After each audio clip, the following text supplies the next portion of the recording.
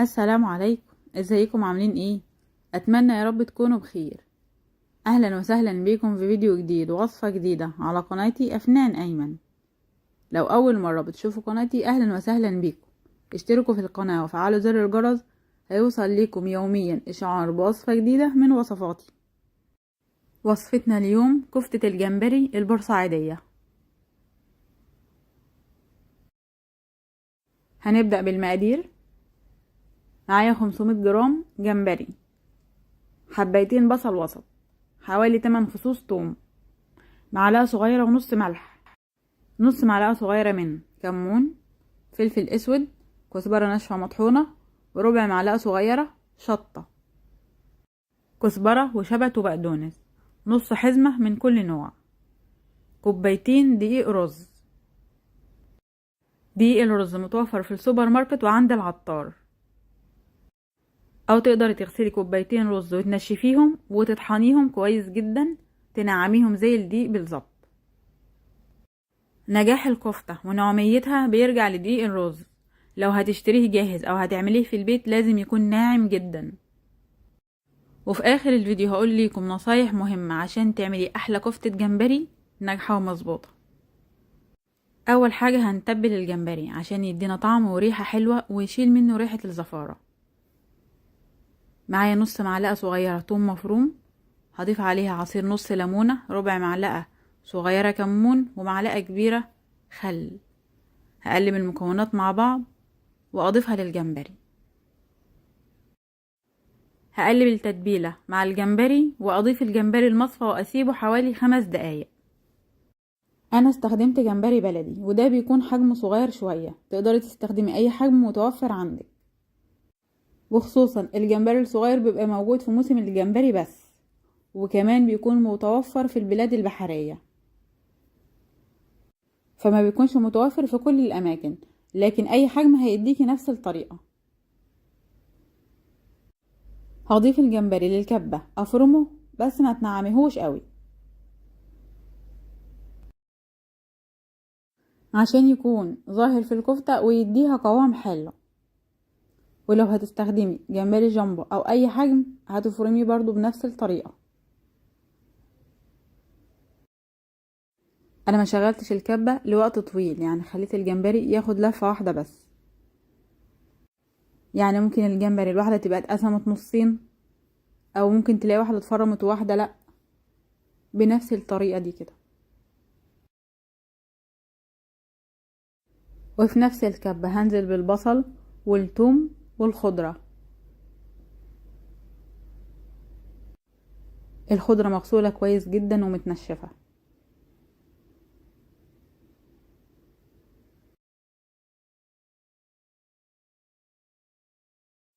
هفرم المكونات مع بعض لحد ما تديني قوام ناعم جدا. هتضيفي شوية بشوية على قد ما الكبة تاخد معاكي،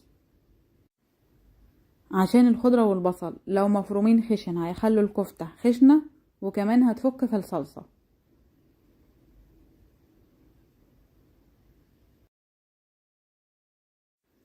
فعلى مهلك عشان دي اهم خطوة في الكفتة.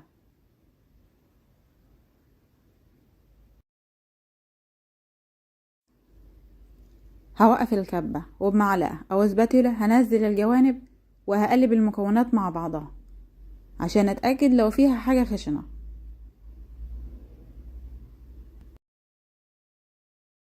ومن تاني اشغل الكبة لحد ما يوصلوا معايا للقوام ده. هضيف الخضرة على الجمبري وانزل بالبهارات الجافة والملح. هقلب المكونات مع بعض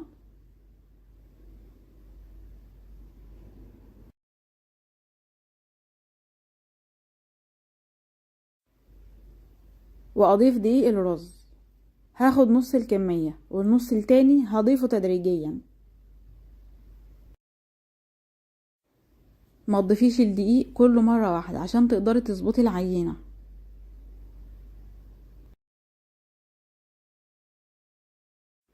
عجينة كفتة الجمبري بتكون طرية شوية وهتلاقيها بتلزق بنفس الشكل ده. هضيف حوالي ربع كوباية زيت عشان اقدر الم العجينة واشكلها براحتي.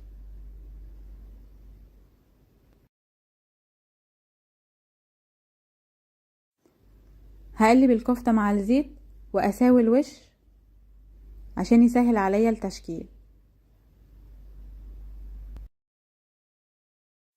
ودي اهم خطوة في كفتة الجمبري، واللي جاي بعد كده كله سهل.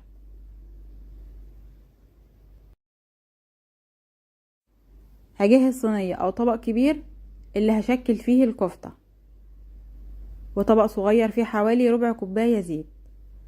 هدهن ايدي زيت عشان العجينة ما تلزقش في ايدي وتشكليها بسهولة. هاخد قطعة اكورها بين ايديا وبعدين اصبعها. تقدري تتحكمي في الحجم براحتك، بس اظبطي ايدك عشان الحجم كله يبقى قد بعضه. تشكيل العجينة سهل جدا، هتلفيها ما بين ايديك الاتنين، بس خلي ايدك خفيفة عليها عشان العجينة طرية جدا. هعمل معاكم واحدة واتنين، وهكمل بنفس الطريقة لحد ما اخلص الكمية اللي عندي. من وقت للتاني ادهني ايديكي زيت عشان الكفتة ما تلزقش معاكي، تقدري تشكليها بسهولة.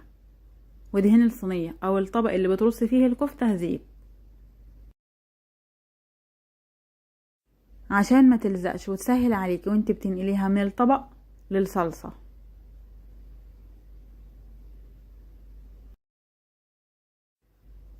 سيبي مسافة ما بين اصابع الكفتة عشان ما تلزقش في بعضها.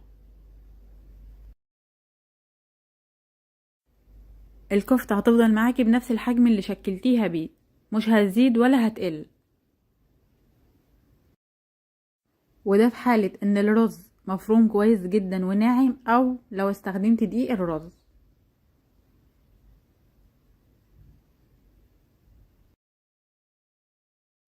في طاسة على النار هضيف الزيت، واول ما يسخن هنزل بالكفتة. هضيف واحدة بواحدة وخلي مسافة بينهم وبين بعض في البداية عشان ما تلزقش.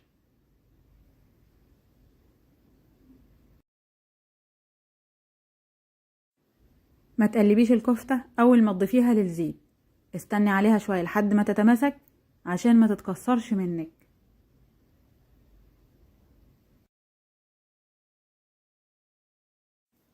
هقلب الكفتة لحد ما تاخد لون ذهبي خفيف. الكفتة لما بنضيفها للصلصة بعد التقلية لونها بيغمق، فعشان تقدميها بشكل حلو ما تخليهاش تتحمر منك زيادة في الزيت. لو عايزة تخزني الكفتة هتحمريها بنفس الطريقة وتسيبيها تبرد وترصيها في علب تخزين او اطباق وتخرجيها من الفريزر. هتسيبيها تفك حوالي 10 دقايق او ربع ساعة وتضيفيها للصلصة. هنجهز الصلصة للكفتة. في حلة على النار هضيف ربع كوباية زيت، وانزل بمعلقة كبيرة توم مفروم. هقلب التوم لحد ما ياخد لون ذهبي. ما تخليش التوم يغمق منك عشان ما يديش مرارة للصلصة.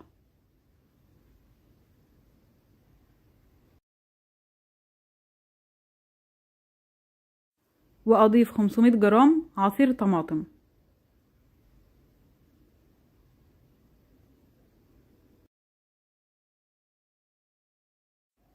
هقلب عصير الطماطم مع التوم واغطي عليه واسيبه يتسبك.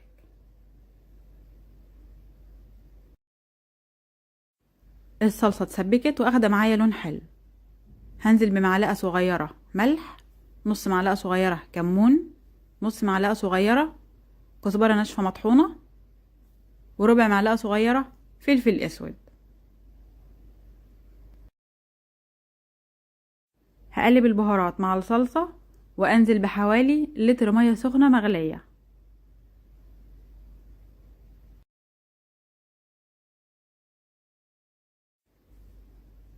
وعليها هضيف الكفتة.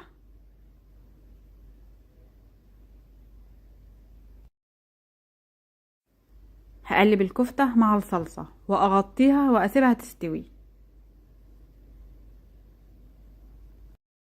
هتاخد معاكي وقت على درجة حرارة وسط من ربع ساعة ل20 دقيقة. تقدري تتابعي التسوية من وقت للتاني. الكفتة مستوية ما شاء الله، والقوام بتاعها تحفة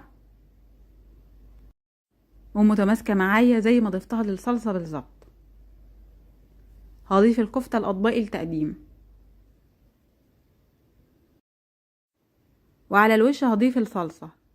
انا قدمت الوصفة مع رز بالشعرية، تقدري تقدميها بالطريقة المناسبة ليكي. هتشوفوا دلوقتي قوام الكفتة ونعوميتها. هقول ليكم على شوية نصايح مهمة للكفتة. لو هتستخدمي رز، نعميه كويس جدا وانت بتطحنيه، عشان الكفتة حجمها ما يزيدش في التسوية، وكمان ما تتكسرش وتتهرد معاكي. افرمي الجمبري في الكبة بس ما تنعمهوش زيادة عن اللزوم، هيديكي طعم حلو وقوام مظبوط للكفتة. البصل والخضرة نعميهم كويس جدا عشان ما تخليش الكفتة خشنة، وكمان تفك منك في الصلصة. ما تستخدميش بصل كتير، كفاية حبايتين بصل وسط لنص كيلو جمبري. البصل الكتير لكفتة الجمبري هيخليها تفك منك، وكمان هيديها طعم مش حلو. احنا عايزين طعم الجمبري يظهر في الكفتة عن باقي الاضافات. صلصة الجمبري بتتعمل بتوم مش ببصل.